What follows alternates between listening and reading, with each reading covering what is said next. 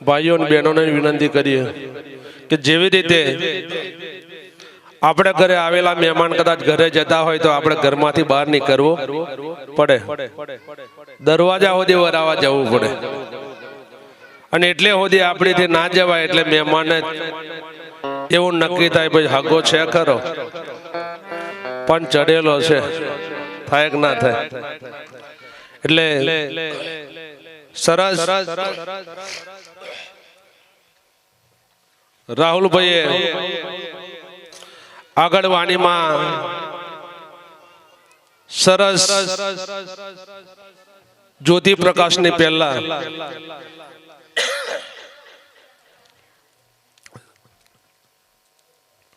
કે મારા ગુરુએ આપેલો ઉપદેશ વાલાને નિરખવા, તો ખરેખર તમારે ને અમારે બધાને કે આપણને જે જન્મ દાતા એટલે આપણા માતા પિતા, પણ જે વાલાને આપણે નિરખવાનો છે એ ખરેખર વાલો કેવો છે, વાલો ક્યાં રહે છે, વાલાનું કેવું સ્વરૂપ છે, વાલો કેવડો મોટો છે. કેમ કે જ્યાં સુધી વાલાની એટલે ભગવાનની ઓળખ કરવા માટે સૌથી પહેલા આપણે પોતે પોતાની ઓળખ કરવી પડે. પણ પોતાએ પોતાની ઓળખ કરવા માટે આપમેળે પોતાને ઓળખી શકાતો નથી. એના માટે પાછા ગુરુ શરણે જવું પડે. અને ગુરુ શરણે જઈએ ત્યારે 100% વાલાની ઓળખ થાય ને થાય. કેમ કે સંતો અનુભવ કરીને કહે છે ભગવાનની ગતિ બ્રહ્મ સુધી છે, ગુરુની ગતિ પરબ્રહ્મ સુધી છે. આવું કીધું છે. ભગવાન કરતા પણ ગુરુનું આસન ઊંચું છે. અને સંતો અનુભવ કરીને ખાલી કીધું એટલું જ નહીં, પણ આના શાસ્ત્રો પણ પુરાવા પૂરે છે.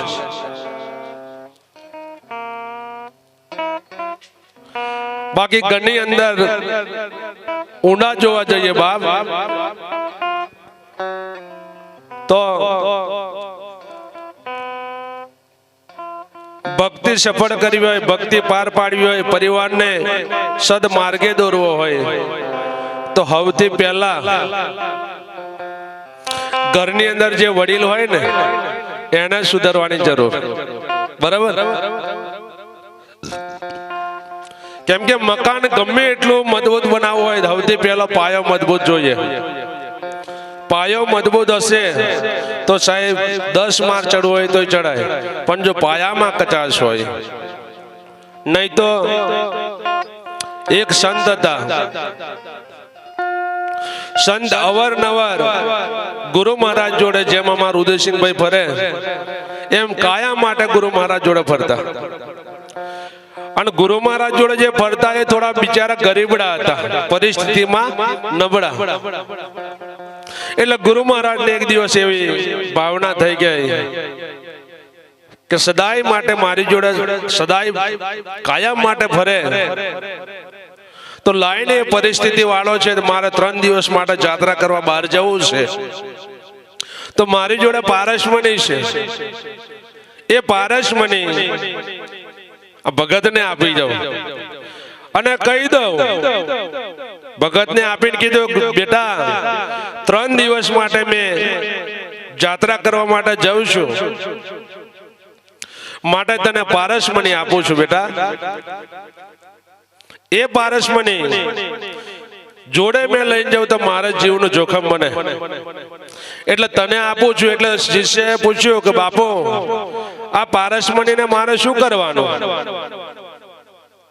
એટલે કીધું મહારાજે બેટા પારસમણી વસ્તુ એવી છે કે જેને અડે ને એ હોનું થઈ જાય. એટલે તને મેં 3 દિવસની તક આપું છું. તારે જેટલું પણ હોનું બનાવી લેવું હોય એટલી છૂટ છે. જો 3 દિવસ મારા પૂર્ણ થાય અને પરત આવું એટલે મને મની પાછી આપી દેવી પડે. એટલે ભગત તો ખુશ થઈ ગયો કે હવે વાંધો નહીં, બાવા જોડે આખી જિંદગી ફર્યો પણ હવે કઈ કૃપા થઈ છે. એટલે મહારાજે પારસમણી આપીને ઘરે જ્યારે ભગત ગયા, પણ ભક્તોની હતો ને હોશિયાર હતો, કેમ કે પલમેલ માલદાર થઈ જવાનો વિચાર એવા. એટલે ઘરે જઈને ભગત કીધું કે હોમરે તા કે હા, આપણા ઘરની અંદર કોડી દાંતણો પારીઓ જેટલું હોય ને એ બધું કાઢ કે. એટલે ભક્તોને વિચારણા પડી જાય, કેમ કે ભગત પાછા ગરમ મગજ ના હતા. એટલે ભક્તોને વિચારણા પડી જાય પારીઓ ધારીઓ કાઢવા કે. એટલે ભગત કોઈની જોડે કંકાશ કરીને આયા એવું લાગે, એટલે ના પાડી કે મારે જરૂર છે કહો. તાકે કાઢતો ખરી પેલા, પણ પેલા કામ શું એ કહો પછી કહું. એટલે કીધું આપણા મહારાજ 3 દિવસની તક આપી છે, 3 દિવસમાં પાછા આવશે. મને એવી પારસમણી આપી છે કે જેને અડાડે ને બધું હોનું થાય. એટલે ભક્તોને લોભી હતો, એટલે કહી દીધું પારીઓ દાંતેડો નાની નાની વસ્તુ આપણે જોઈતી એ હોદવા વાર લાગશે, પણ આપણા ઘરની અંદર ખૂના પડેલું જે પીપળું છે મોટું છે, 10 મણ મકઈ આવે એવડું. એટલે તમારો જે પારસમણી છે એ પીપળાને અડાડી દો. પીપળું જો હોનાનું થઈ જાય ને પછી આપણે વાંધો નહીં. પણ સાહેબ જે પીપળું હતું ને 2-3 વર્ષથી ખૂનામાં પડેલું અને પાછો ઉપર કલર મારેલો હતો. એટલે ભગત 3 દિવસનો તક આપ્યો. એટલે ભગત વિચાર્યું લાઈન કે હવે પીપળામાં નાખી દઉં. એટલે મની ભગતે પીપળામાં નાખ્યો. 1 દિવસ ગયો, 2 દિવસ ગયા, 3 દિવસ ગયા, પણ પીપળામાં કોઈ ફેર પડે નહીં. હતું એવું ને એવું જ. એટલે ભગત એકલો મનમાં મૂંઝાય અને બબડ્યા કરે, તારી ભલી થાય બાવા, છેતરવા મળ્યો તો મેદ મળ્યો તમને. 3 દિવસ કદાચ મજૂરી કરતો, છોકરોને ખવડાવતો, એની જગ્યા પર 3 દાડા છોરો ભૂખે માર્યો. હવે બાવા નાવા દો. અને સાહેબ આમેથી મહારાજ આયા. એટલે ભગત ગુસ્સે થયેલા. એટલે મહારાજ દ્રષ્ટિથી આમ હામું જોયું ને તો નક્કી થઈ ગયું કઈક ભૂલ છે. એટલે કીધું ભગત મજામાં? એટલે કઈ બોલ્યા ને. એટલે કીધું અમારો મની તે હવે પાછો આપો. ત્યારે કીધું તમારો મની પાછો આપીને તમે શું કરશો? તમે જે મની આપેલો ને જૂઠો છે. 3 દિવસથી પીપળામાં નાખ્યો પણ પીપળામાં કોઈ ફેર પડ્યો નહીં. એટલે કીધું ભાઈ મારો મની કોઈ દાડા જૂઠો ના હોય, સાચો જ છે. એટલે કીધું તારો મૂક્યો કઈ તાકે પીપળામાં નાખ્યો. એટલે કીધું લાય હરગાઈ દીવો. પીપળામાં છે કે નહીં જોઈએ. જયારે દીવો હરગાઈને જોયું ને બાપ, તો પીપળોની અંદર જારીઓ વરેલી હતી. જારીઓ, એ જારીઓ મેં અધરજી લઈ લો. હા એ મને પીપળા નડે નહીં, પીપળું હોનું થાય નહીં. તેમ આપણે પણ વ્યસન ફેશન ને વેમનો જાર્યો વળગેલો છે બાપ. જ્યાં સુધી આ જાર્યા તૂટે નહીં ત્યાં સુધી આ પીપળો પણ હોનાનો થવાનો. અને જો સુખી થવું હોય તો સાહેબ સૌથી પહેલા એટલી વસ્તુ નક્કી રાખજો, 3 જ વસ્તુ થી દૂર થઈ જશો. 3 આદત જો મૂકી દેશો 100% સાહેબ આ ગાદી પર રહીને બોલું છું, ગેરંટી આપું સાહેબ 1 વર્ષની અંદર આપણા ઘરમાં પરિવર્તન આવી જાય. પણ 3 વિષય એ છે કે પહેલો વિષય દારૂ, બીજો વિષય જુગાર, ત્રીજો નંબર પર નારીનો સંગ. આ 3 ની અંદર થી જો એક છેડો જલાઈ ગયો ને બાપ, આપણું જીવન બરબાદ થઈ જાય છે. બાકી જોવા જઈએ કોઈ વ્યસન લઈને આવ્યો હોય કદાચ આપણે એમ કહીએ કે ભાઈ પાટે દર્શન કરે આવે ના આવે. અને કોઈ એમ કે ભાઈ મંદિરમાં જઈને દીવો હરગાઈ દે, જાય ના જાય? પણ ઊંઘતા ઊંઘતા આપણે વિચારવાનું એ છે કે ખરેખર મંદિર બનાવનારો છે કોણ? એ જડ મંદિર છે, આ ચેતન મંદિર છે. એ મંદિર નહીં બોલતું ના મંદિરો બોલે છે. એ મંદિર ચાલતું નથી ના મંદિર બધાય ચાલે છે. એ જાગતું નહીં ના જાગે છે. એ મંદિરમાં જવાથી આવો એમ બોલતું નહીં, અને આપણે દ્વારા આવે તો આપણે બોલીએ છીએ. મંદિર બનાવનારો માણસ છે. પથ્થરની અંદર કૃષ્ણ, રામ કે હનુમાનજી શું બનાવવું છે, કયા ભગવાનની પ્રતિમા કરવી છે, એ તાકાતમાં નહીં, એ તાકાતો આપણી અંદર પડી છે. કેમ કે એને કયું ઘાટ બનાવો છે, કયું રૂપ બનાવવું છે, એ સત્તા આપણી જોડે છે, પથરામાં છે નહીં. પણ એ જો પથ્થર મનુષ્યના હાથમાં આવી જાય તો સાહેબ એ પથ્થરની મૂર્તિને ચંદન ચડે છે, હે ને? મંદિર બનાવનારો માણસ, મૂર્તિ બનાવનારો માણસ, એને પ્રાણ પ્રતિષ્ઠા કરનારો માણસ, ઉચકીને બેહાડનારો પણ માણસ, એને તિલક કરનારો પણ માણસ, ફૂલના હાર ચડાવનારો પણ માણસ, એને પગે લાગનારો પણ માણસ, 32 જાતના ભોગ ધરાવનારો પણ માણસ, એને બનાવવાળો પણ માણસ, ને એમણીથી બિહાવાળો પણ માણસ. ભક્તિ અંધશ્રદ્ધાવાળી થાય કે ના થાય? જો આપણી બનાવેલી પથ્થરની મૂર્તિને જો ચંદન ચડતા હોય, આપણી બનાવેલી પથ્થરની મૂર્તિના પગે લાગવા માટે લોકો 4 વાગ્યાથી જો લાઈનમાં લાગતા હોય બાપ, અને આપણે જો હવારમાં કંકુનો કે ચંદનનો તિલક ના થાય તો ખરેખર આપણી ખામી કઈ? ખાલી ઊંઘતા ઊંઘતા આટલું વિચારીએ, અરે મંદિર મેં બેઠેલા ભગ, મારું કહેવાનો આશય નહીં મૂર્તિ ખોટી છે, પણ મંદિરની અંદર બેઠેલા ભગવાનને કદાચ આપણે પોતું મારતોથી બહાર આવતા એમ કે તો બને નહીં. અને આપણી જેવા ઘરમાં બેઠા હોય ને એમ કે ભાઈ પોતું મારતોથી બહાર આવતો મેર આવે કે ના આવે? આવી જાય. કહેવાનો આશય અમારું એ નહીં કે આપણે મંદિરની મૂર્તિ ખોટી છે, સાચી જ છે. મંદિરમાં બેઠેલા ભગવાન બોલે એવા છે, પણ એમને બોલાવી એવા પેલા આપણે બનવું પડે. આપણે જો બોલાવી એવા થઈ જશું 100% એ મૂર્તિ બોલે ને. કેમ કે જગતમાં કોઈ એવી જગ્યા નહીં, જગતનો કોઈ ભગવાન એવો બાકી નહીં, જગતમાં કોઈ એવી વસ્તુ નહીં બોલે. બોલાવે સબગટ બોલે, આવું કે છે. ઘરમાં જવું તો ઘર બોલે, ઘરને નરિયા કરે ઉકારા, નદીએ જાવ નીર બોલે, નદી કિનારે કરે ઉકારા, શમશાનમાં જવું તો શમશાન બોલે, શમશાનના લાકડા કરે ઉકારા. જગતમાં કોઈ વસ્તુ નથી. અને ગીતામાં કૃષ્ણ ભગવાન પણ કીધું છે કે અર્જુન રજે રજ કને કનની અંદર હું છું, મારા સિવાય કશું છે નહીં. મારા સિવાય સોયની અની મૂકે એટલી જગ્યા બાકી નથી.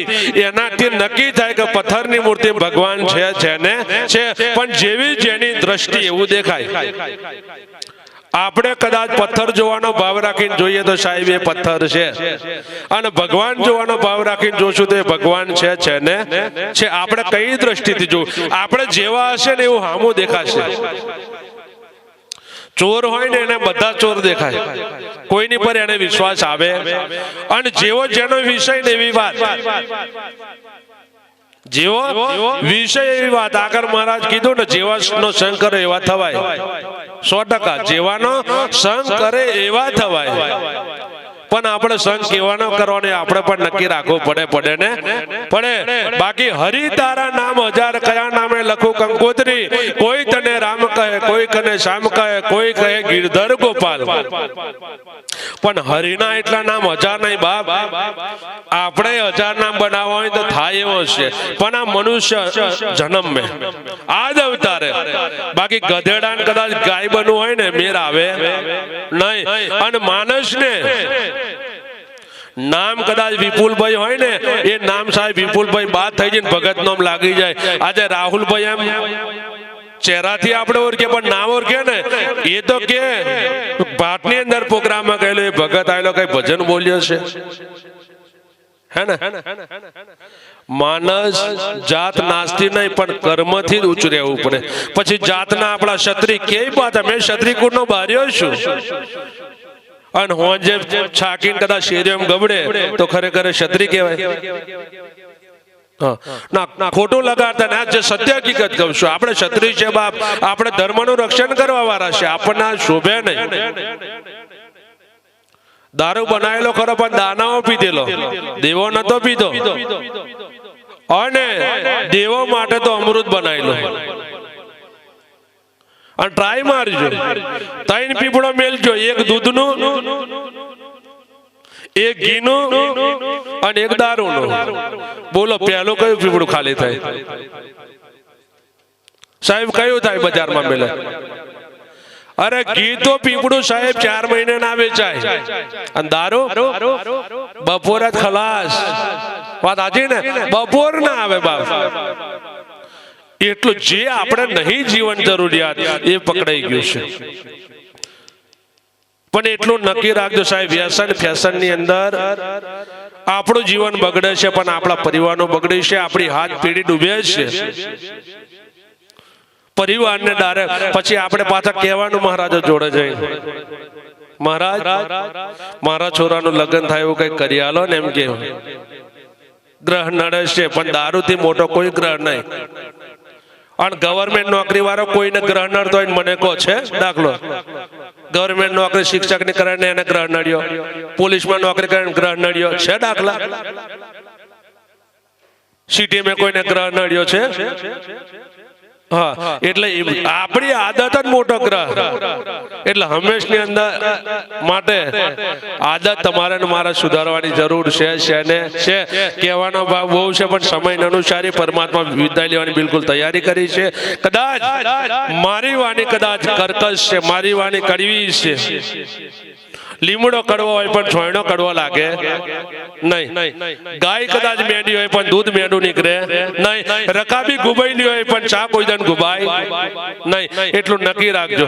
જેને આપણને અંતકરણમાં ખોટું લાગે, આપણને પસ્તાવો થાય, આપણને કોઈનો શબ્દ વાગે ને, એટલે નક્કી રાખજો આપણી અંદર કોઈ કચાશ છે ને છે.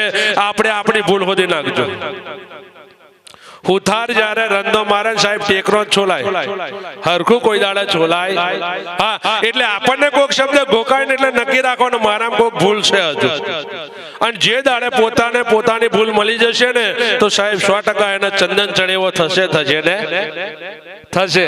એટલે મંડળવાર આવી જાવ, જ્યોતિષ સ્વરૂપ પરમાત્મા. કેમ કે પહેલા છે ને આપણે સમય થોડોક લીધો, પણ થોડો ડિસ્ટર્બ હતું, એટલે મારા બાપ લાઈન તૂટી ગઈ. એટલે પછી મેં કીધું કે હવે મનીનો બાપજીને આપણે આપી દે. કેમ કે એકદમ ટોકની પડે અને અવાજ આવે એટલું શાંત વાતાવરણ હોય તો સત્સંગની મોજ આવે. અને મારી વાણી કદાચ કડવી હોય, કોઈ શબ્દ આઘાત લાગ્યો હોય તે બદલ માફ કરજો.